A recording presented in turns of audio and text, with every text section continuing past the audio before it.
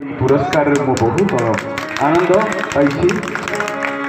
तेरे मु प्रथमे जो बढ़ी जो गढ़ी जो पढ़ी ये जो टेका मारिदे जड़े जड़े शिक्षाविद एभली एक पल्ली अंचल साहित्य को भल पाउथुवा अनुरागी मानक मु प्रथमे कोटि कोटि प्रणाम जनाऊँगी। कारण जो माने आज क्लब गढ़ुंट अनुष्ठान गढ़ुंट किसी स्वार्थ नहीं एठी बिना स्वार्थ साहित्य अनुष्ठान गढ़ा एक नियार परंपरा।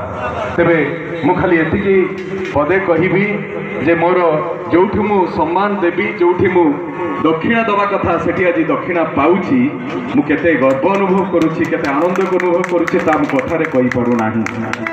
प्रकृत में मु बहुत खुशी आज मु अंचल एत बड़ गोटे अनुष्ठान एवं 7 वर्षर कुनी कुनी कथा कहूथुवा संतान ठारू पुरस्कार पाई आज बहुत आनंदित से